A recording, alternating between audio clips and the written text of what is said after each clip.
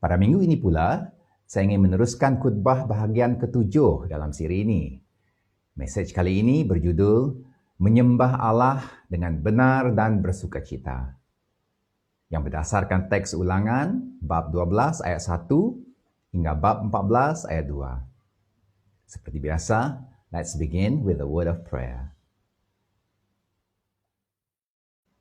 God of the Word, you have spoken to us through your Son and through the Holy Scriptures. Speak to us, O Lord, even as your word are being preached and proclaimed. Open our eyes to see the wonders of your word, and open our ears to hear your voice. And may the word of my mouth and the meditation of all who hear this message be acceptable in your sight, O Lord, our rock and our Redeemer. Through Jesus Christ our Lord. Amen. Sejak sekian lama, banyak ahli teologi telah memikirkan hubungan di antara kehendak Tuhan dan budaya manusia. Ada yang berpendapat Allah dapat bekerja di dalam atau melalui budaya. Ada yang lain pula berpendapat bahawa Allah sering menentang budaya manusiawi kerana ianya berdosa. Ada pula yang berpendapat bahawa Allah menggunakan dan pada masa yang sama turut mengubah budaya itu. Nah, dalam kitab Ulangan, hubungan di antara Tuhan dan budaya manusia ada merangkumi beberapa pandangan yang disebutkan tadi. Misalnya, bentuk atau genre penulisan buku ini adalah sepadan dengan struktur dan isi kandungan yang terdapat dalam perjanjian-perjanjian yang diadakan di Timur Tengah Purba, di Ancient Near East.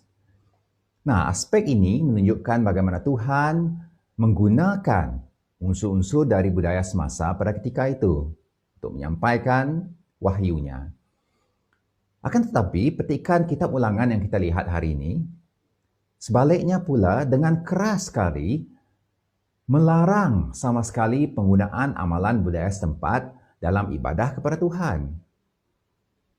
Nah, dalam hal ini, masalahnya bukanlah budaya itu semata-mata, tetapi hakikat bahawa orang-orang Kanaan mengamalkan penyembahan ilah-ilah atau dewa-dewi palsu.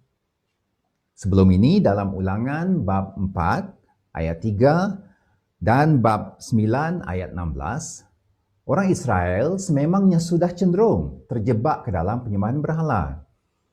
Dan Musa tahu bahawa pengaruh agama kafir akan menjadi batu sandungan terhadap kesetiaan Israel kepada Tuhan Allah mereka. Maka oleh sebab itu dalam bab 12 ini, Musa menekankan sekali lagi perintah yang diberikannya dalam bab 7 ayat 5 dahulu, agar Israel menghancurkan sepenuhnya, memusnahkan sama sekali tempat-tempat pemujaan kafir yang akan mereka temukan di tanah perjanjian nanti. Nah, dalam nas atau perikopi kitab Ulangan yang kita perhatikan dalam khutbah bahagian ke-6 dahulu, yaitu Ulangan bab 10 ayat 12 hingga bab 11 ayat 32, Musa telah mengulangi atau menekankan semula seruannya kepada generasi kedua umat Israel agar mereka mengasihi Tuhan dengan segenap hidup mereka, agar mereka mengajarkan perintah Tuhan kepada anak-anak cucu mereka dan komuniti mereka, agar mereka selalu mengingat kebaikan Tuhan. Beliau menyeru Israel agar hidup takut akan Tuhan, hidup menurut segala jalannya, mengasihinya, menyembahnya dan patuh kepada perintah-perintahnya demi kesejahteraan hidup mereka sendiri di tanah perjanjian kelak. Nah, petikan Ulangan bab 10 ayat 12 hingga 11 ayat 25 itu juga mengakhiri bahagian ucapan Musa yang panjang sejak bab 4 sebelum ini. Bahagian tersebut merupakan sebuah seruan pendahuluan untuk menanamkan pengertian yang benar mengenai hukum perjanjian yang Tuhan berikan di Gunung Sinai kepada generasi terdahulu. Mulai Ulangan bab 12 hingga bab 26 pula, Musa seterusnya menyampaikan peraturan-peraturan dan ketetapan-ketetapan hukum Taurat dengan terperinci. Bahagian yang seterusnya ini bermula di bab 12 ayat 1 yang berbunyi, "Inilah segala kanun dan peraturan yang harus kamu lakukan dengan setia di negeri yang dikurniakan Tuhan Allah nenek moyangmu kepadamu untuk kamu miliki selama kamu hidup di bumi." Dari Ulangan bab 12 ayat 1 hingga bab 14 ayat 2 yang menjadi tumpuan kita dalam khutbah bahagian ketujuh ini mengandungi hukum-hukum utama yang berkaitan dengan penyembahan kepada Tuhan. Nah, sebagaimana ke-10 perintah, the Ten Commandments, yang disampaikan Musa dalam Ulangan bab 5 dahulu, bermula dengan menyentuh soal hubungan dengan Tuhan. Demikian jugalah hukum-hukum dalam Ulangan bab 12 hingga bab 26 nanti, bermula dengan perintah-perintah mengenai penyembahan kepada Tuhan. Sekali lagi, hubungan di antara umat dengan Tuhan. Ketetapan mengenai penyembahan atau ibadah dalam bahagian ini bermula pada ayat 2 dengan perintah agar Israel memusnahkan sama sekali semua tempat dan bentuk-bentuk penyembahan orang Kanaan. Ia juga diakhiri dengan peringatan yang sama dalam ayat 29 hingga 32. Nah, konteks bagi perintah-perintah ini adalah penyembahan ilah-ilah asing, ilah-ilah lain oleh penduduk Kanaan. Negeri yang bakal mereka duduki itu nanti merupakan sebuah tempat yang dipenuhi oleh agama kafir dan penduduk yang mengamalkan pelbagai jenis kepercayaan. Apakah tujuan bagi perintah ini? Mengapa Israel harus memusnahkan unsur-unsur keagamaan kafir? Nah, ayat 4 memberikan rasionalnya. Janganlah kamu beribadat seperti mereka itu apabila kamu menyembah Tuhan Allahmu. Saudara-saudari, Israel harus memusnahkan segala tempat dan bentuk penyembahan kafir supaya mereka tidak terjebak untuk mengikut cara penyembahan yang salah dan menyesatkan. Perkara ini sudah pun disebut oleh Musa dalam Ulangan bab 7 ayat 5 dan ayat 16 dahulu. Ia juga diulangi dalam Ulangan bab 12 ayat 30 dan 31 dalam perikop ini.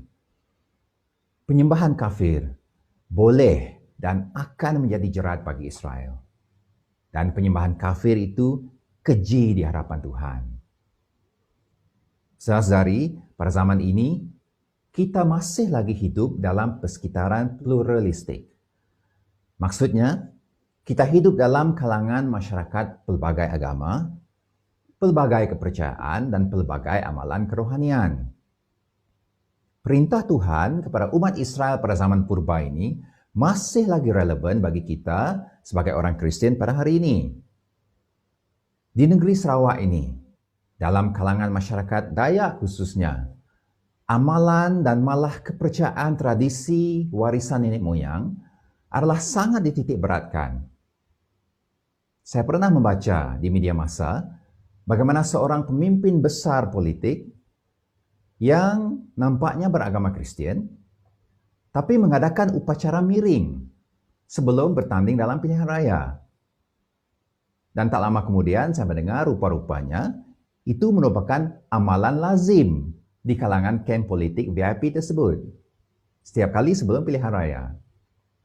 Nah, amalan pemimpin tersebut sebenarnya merupakan epitome atau suatu contoh yang tipikal bagi amalan yang sememangnya lazim dan meluas di kalangan masyarakat itu sendiri, seperti yang kita sedia maklum. Saudara-saudari sekalian, saya bukannya mencadangkan agar kita membuang segala adat budaya tradisi masyarakat. Tidak. Bukan semua tradisi nenek moyang kita berunsur keagamaan. Akan tetapi, kebanyakan amalan tradisi, khususnya yang berkaitan dengan titik-titik peralihan kehidupan, seperti kelahiran, perkahwinan, dan kematian, amatlah terikat dan tak dapat dipisahkan dari kepercayaan atau aspek kerohanian. Nah, oleh itu kita perlu berhati-hati dan bijaksana. Saudara-saudari, jika kita sanggup mengikut prinsip yang terkandung dalam perintah Tuhan kepada umat Israel dalam Ulangan 12 ini, maka kita perlu menyingkirkan segala unsur kerohanian kafir dari amalan tradisi kita. Now, it might require us to revamp altogether the traditional practices, which means it may no longer look or feel like traditional. But in this respect, we must be different from the prevalent culture. No matter how precious our ancestral traditions might be for our society. Jika kita berkompromi, amalan tradisi tersebut akan menjadi jerat bagi iman kita kepada Tuhan. Saudari, ingatlah, remember, God gives us His commands for our own good and not to stifle our life. Dalam Ulangan bab 12, ayat 5 dan 6, Musa memerintahkan Israel agar sebaliknya carilah tempat yang akan dipilih Tuhan Allahmu daripada kalangan semua sukumu sebagai tempat untuk menegakkan namanya, dan pergilah ke sana. Bawalah ke sana korban bakaranmu, korban sembelihanmu. Dalam Ulangan bab 12 ayat 8 hingga 11 pula, Musa berkata, jangan lakukan seperti yang kita lakukan sekarang ini, dengan masing-masing melakukan apa saja yang betul menurut pandangannya. Memang sampai sekarang kamu belum masuk ke tujuan akhir, yaitu harta pusaka yang dikurniakan kepadamu oleh Tuhan Allahmu, dan seterusnya. Setelah Dia mengurniakan kepadamu ketenteraman daripada semua musuh di sekelilingmu, dan kamu tinggal dengan aman, bawalah semua yang kuperintahkan kepadamu, yaitu segala jenis korban bakaran itu, ke tempat yang akan dipilih Tuhan Allahmu sebagai tempat untuk menegakkan namanya. Seterusnya, dalam ayat 13 dan 14, Musa memperingatkan, berhati-hatilah, jangan sampai kamu mempersembahkan segala korban bakaranmu di sembarangan tempat yang kau lihat. Persembahkanlah korban bakaranmu hanya di tempat yang akan dipilih Tuhan, di daerah satu daripada sukumu, dan hendaklah ke sana kamu melakukan segala sesuatu yang kuperintahkan kepadamu. Saudara-saudari, dalam ketiga-tiga petikan ini, kita dapati bahwa Tuhan mengkehendaki umatnya beribadah di satu tempat yang dipilih oleh Tuhan sendiri. Pelbagai jenis persembahan korban yang disebutkan Musa dalam ayat-ayat tersebut juga merupakan ketetapan ibadah yang telah diperintahkan Tuhan dalam kitab Imamat. Orang Kanaan membina banyak tempat permujaan, tetapi Israel diperintahkan oleh Tuhan untuk beribadah di satu tempat pilihannya sendiri. Orang Kanaan mengorbankan apa saja yang mereka kehendaki kepada dewa-dewi mereka. Tetapi Tuhan menetapkan umat Israel apakah jenis korban yang harus mereka persembahkan kepadanya. Jadi ada perbezaan yang nyata di antara aspek penyembahan umat Israel dan penyembahan orang-orang kafir. Ini karena umat Tuhan, umat Israel, menyembah Tuhan yang benar dan hidup, sedangkan penduduk Kanaan menyembah ilah-ilah palsu. Nah, di sebalik perintah-perintah tersebut, terdapat satu prinsip yang sangat mendasar mengenai penyembahan. Allah telah berfirman, Allah telah menyampaikan kehendaknya, maka kita umatnya tidak boleh menyembah dengan apa saja cara menurut pandangan kita sendiri. Tuhan telah menyatakan cara bagaimana kita harus menyembahnya. Umat Tuhan tidak boleh mengikut cara penyembahan kafir, maupun mengikut selera pribadi. Sebab penyembahan yang sedemikian mengabaikan karakter, mengabaikan tujuan dan perbuatan Allah. Saudara-saudari, penyembahan yang jahil tidak menghormati kemuliaan Tuhan. Penyembahan menurut pilihan dan kegemaran diri sendiri membelakangkan kehendak Tuhan. Sebagai umat Tuhan, kita harus menyembahnya menurut cara yang berkenan di hadapannya. Nah, memandangkan penyembahan kepada Allah yang hidup merupakan kegiatan gereja yang paling penting dan mendasar, maka jemaat Kristen tidak boleh meniru cara dunia atau mengubah ibadah Kristen menjadi hiburan. Harus kita perhatikan juga bahwa perintah mengenai tempat dan cara penyembahan yang khusus ini adalah didasarkan pada kepribadian Tuhan itu sendiri, pada kepribadian Allah itu sendiri. Allah Israel harus disembah dengan cara yang berlainan, sebab dia tidak sama dengan ilah-ilah kafir. Oleh kerana Yahweh, Allah Israel, adalah Allah yang unik dan esa, maka dia harus disembah dengan cara yang khusus dan di satu tempat pilihannya sendiri. Israel tidak boleh meniru amalan penyembahan kafir yang menyembah pelbagai ilah di dalam pelbagai bentuk, di pelbagai tempat.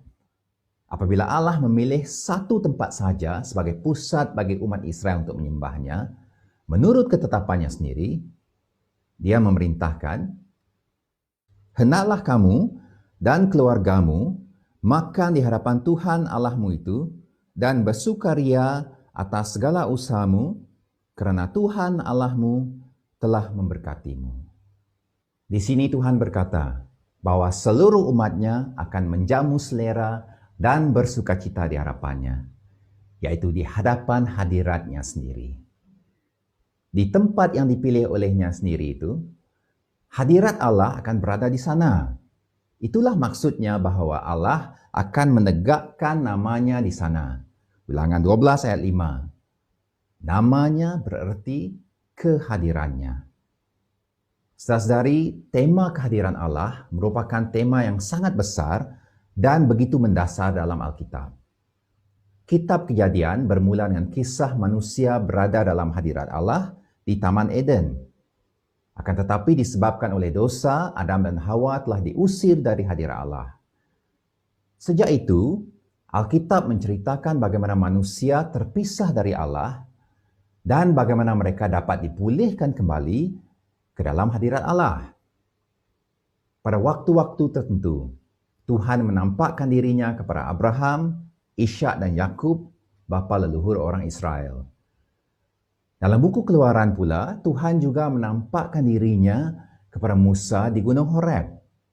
Dan akhirnya, Tuhan hadir di Gunung Sinai untuk mengadakan perjanjian dengan umat Israel selepas membebaskan mereka dari Mesir. Kemudian Allah memerintahkan mereka untuk membina kemah suci di kaki Gunung Sinai. Dan setelah ia siap didirikan, hadirat Tuhan turun dan berdiam di dalam kemah suci tersebut. Demikianlah akhirnya hadirat Allah kembali berdiam bersama manusia. Dalam Kejadian 3 ayat 24 dahulu, manusia diusir dari tempat kehadiran Allah. Tetapi dalam Keluaran bab 40 ayat 34, kemuliaan hadirat Allah memenuhi kemah suci di tengah-tengah perkemahan orang Israel. Demikianlah Allah berdiam bersama dengan umatnya. Saudara-saudari, kenyataan mengenai satu tempat ibadah dalam Ulangan bab 12 ayat 5, ayat 11, ayat 14, ayat 18, ayat 21 dan 26 sebenarnya menunjukkan kasih kurnia Allah. Allah yang Maha Kudus dan Maha Kuasa telah berkenan untuk berdiam bersama-sama dengan umat pilihannya. Oleh itu, ibadah yang harus dijalankan oleh umat Israel di tempat pilihan Allah tersebut adalah sebuah persekutuan atau perhubungan. Tuhan itu dekat dan mahu bersekutu dengan umatnya. Allah telah berjanji akan beserta dengan Israel apabila mereka menaluki tanah perjanjian nanti. Dan melalui perintah dalam Ulangan bab 12 ayat 5 hingga 14 ini, Allah menjanjikan bahwa hadiratnya akan terus bersama mereka di tanah perjanjian kelak. Nah, maka itulah sebabnya mengapa ibadah di tempat pilihan Allah, di tempat dia menegakkan namanya, di tempat dia akan hadir bersama umatnya itu, akan menjadi fokus tumpuan bagi segala perintah mengenai penyembahan dalam bab-bab buku Ulangan seterusnya nanti. Saudara-saudari sekalian, sebagai orang Kristen, sudah tentu kita tidak lagi terikat pada ketetapan penyembahan dalam hukum Taurat. Namun, apabila kita menyelusuri tema kehadiran Allah dalam Alkitab, akhirnya kita akan menemui bahwa penyembahan yang Allah kehendaki sekarang bukan lagi terhad kepada suatu tempat tertentu. Sebaliknya, seperti yang tercatat dalam Yohanes bab 4 ayat 23. Yesus berkata bahwa sudah tiba masanya untuk menyembah Allah Bapa di dalam roh, yaitu bukan lagi di tempat-tempat tertentu, tidak lagi terhad secara fisikal, dan juga di dalam kebenaran, yaitu menyembah Allah melalui Yesus Kristus Putranya, yang adalah jalan, hidup, dan kebenaran. Oleh itu, penyembahan Kristen harus dilakukan melalui Yesus dan berpaksikan karya Kristus yang membawa kita dan melayakkan kita masuk ke dalam hadirat Allah. Saudara-saudari, satu tempat ibadah pilihan Allah dalam Ulangan bab 12 ini merupakan tempat di mana umat Israel harus mempersembahkan segala jenis korban persembahan seperti yang sudah diperintahkan dalam kitab Imamat, khususnya dalam bab 1 hingga 7. Dan yang mengesankan, Ulangan bab 12 ayat 7 ini mencatat, hendaklah kamu dan keluargamu makan di hadapan Tuhan dan bersukaria atas segala usahamu. Nah, kenyataan yang sama diulangi dalam ayat 12 dan 18. Ayat-ayat ini menunjukkan dua prinsip penting dalam penyembahan yang Tuhan kehendaki. Pertama, ibadah harus melibatkan seisi rumah tangga, seluruh ahli keluarga, dan termasuk mereka yang kurang bernasib baik. Ibadah harus bersifat kekeluargaan dan bersifat inklusif, melibatkan mereka yang kurang bernasib baik. Seluruh umat Allah harus dilibatkan dalam ibadah dan persekutuan dengan Allah. God is for all and accessible to all. Kedua, ibadah harus dilakukan dengan bersukacita. Umat Tuhan patut dan harus bersukacita di dalam hadirat-Nya. Memandangkan kita adalah orang-orang yang telah diselamatkan oleh kasih kurnia-Nya. Bersukacita dalam hadirat-Nya berarti kita mensyukuri keistimewaan, privilege yang dianugerahkannya untuk bersekutu dengannya. Bersukacita berarti kita menghargai persekutuan dengannya yang jauh melebihi segala pergumulan dan kesulitan di dunia ini, yang jauh lebih berharga. Memandangkan kasih kurnia Allah tak pernah berubah atau berkurang, maka kita patut bersukacita selalu apabila menyembahnya. Saudari, para penghujung Ulangan bab 12 ini, Musa kembali memberi amaran tentang kesesatan dan kejijikan penyembahan kafir di tanah Kanaan yang boleh menjadi jerat atau godaan yang akan menyesatkan kehidupan umat Israel di sana nanti. Perihal penyesatan dan kepercayaan kafir terus menjadi konteks sebagai ucapan Musa dalam Ulangan bab 13 ayat 1 hingga bab 14 ayat 2. Musa memberikan 3 buah contoh yang boleh menyesatkan iman orang Israel dan merosakkan hubungan perjanjian mereka dengan Allah. Dalam kes pertama, seorang nabi boleh tampil dan melakukan tanda-tanda serta keajaiban untuk menggoda umat Israel menyembah ilah-ilah asing. Dan Israel diberi peringatan yang keras agar tidak terpengaruh. Sebaliknya, mereka harus menghukum mati nabi palsu tersebut. Dalam kes kedua, saudara mara, orang tersayang atau teman terdekat, juga boleh menggoda umat Israel untuk terjebak ke dalam penyembahan kafir. Dan menurut Musa, jika itu berlaku, mereka juga tidak boleh dikasihani, tetapi harus direjam dengan batu sampai mati. Dan dalam kes ketiga pula, jika kedapatan satu kota sudah terjerumus ke dalam penyembahan ilah-ilah palsu, maka seluruh penduduknya harus dihapuskan dan kota itu harus dibakar. Saudara-saudari, bayangkan betapa keras dan seriusnya tindakan Tuhan terhadap penyembahan kafir dan penyesatan.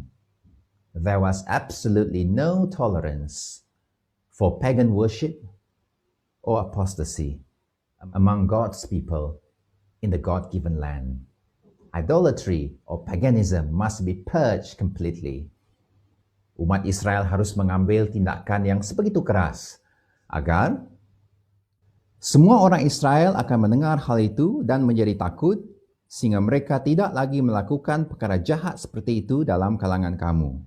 Ulangan 13 ayat 11. Nah, Israel harus bertindak keras untuk membasmi kepercayaan kafir dan penyesatan kerana ia boleh menjadi barah dalam kalangan mereka dan meracuni kesetiaan umat Allah kepada perjanjian. Dosa penyesatan dan kesesatan adalah akar yang beracun. Maka firman Tuhan memerintahkan kita untuk mencantasnya dari akar dan bukan hanya menangani buah atau simptomnya saja.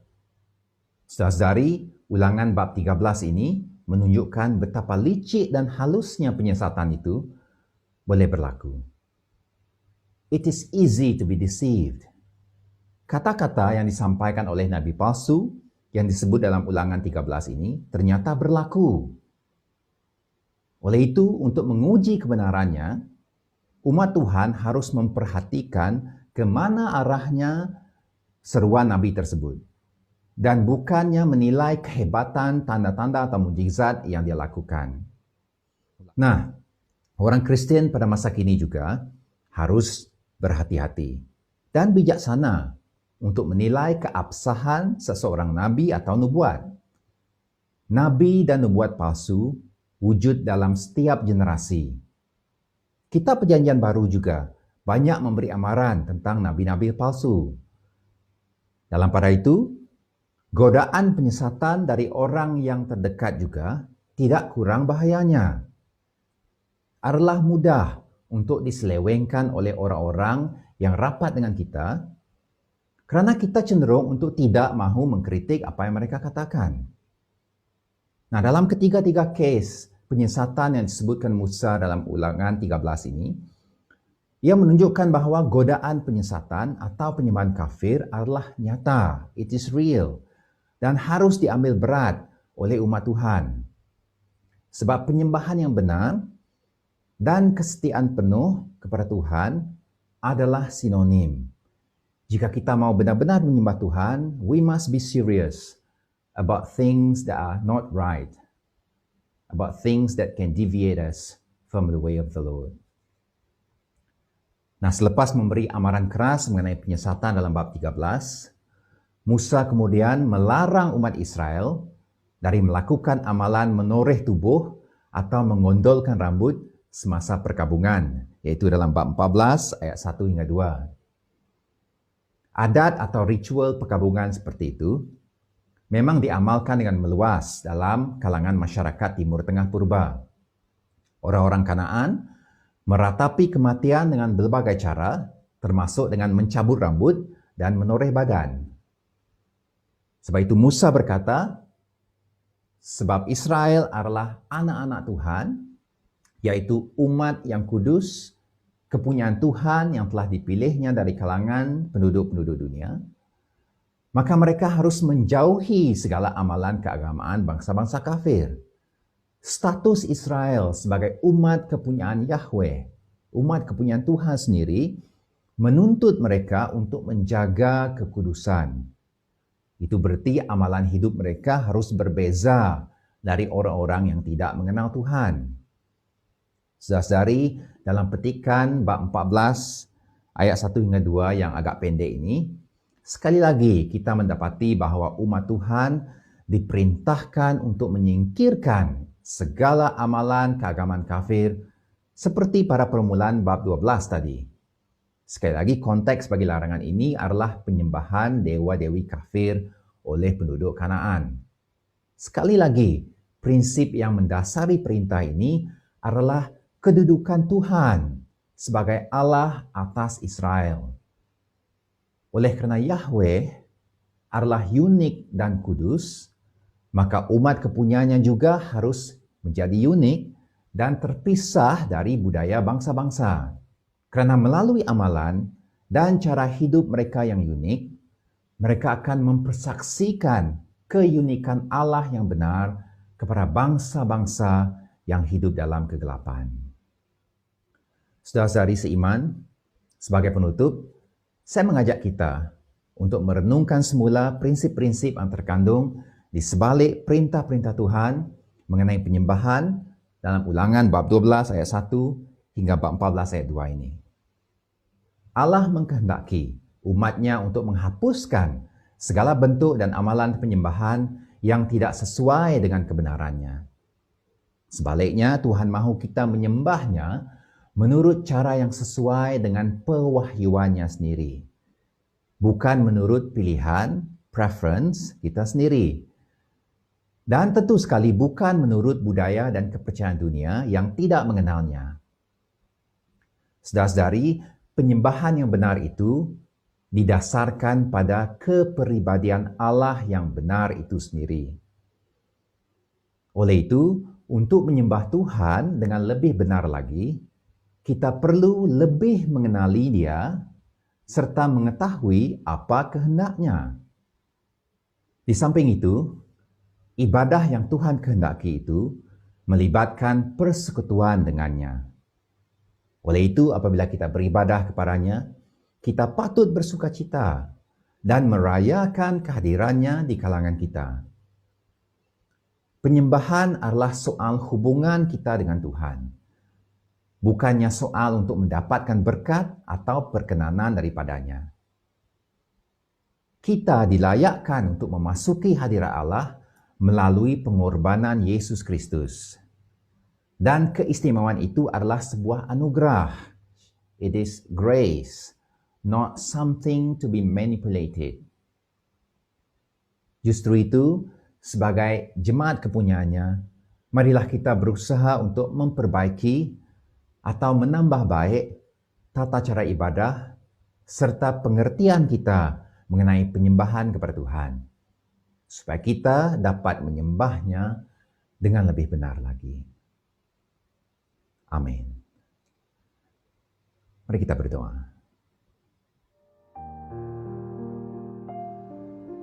Ajar kami ya Tuhan, untuk menyembah-Mu dengan lebih benar lagi, sesuai dengan perintah dan prinsip yang terkandung dalam firman-Mu. Walaupun kami hidup di zaman yang serba moden dan maju, namun masih begitu mudah kami dapat terjebak ke dalam pengaruh kepercayaan atau amalan dunia ini. Kami akui di hadapan-Mu ya Tuhan, bahwa seperti umat Israel di zaman silam, hati kami juga cenderung untuk menyimpang kepada ilah-ilah lain. Maka tolong kami ya Tuhan, untuk lebih committed kepada firman-Mu dan menjauhi budaya-budaya dunia yang tidak berkenan di hadapan-Mu. Ya Bapa, bawa kami, tuntun kami untuk lebih mengenal-Mu melalui Yesus Kristus Putra-Mu dan oleh pimpinan Roh-Mu, agar kami dapat beribadah dengan benar serta dapat lebih lagi mencerminkan kasih kurnia dan kebenaran-Mu kepada dunia ini. Oleh Yesus Kristus, Juru Selamat dunia. Amin.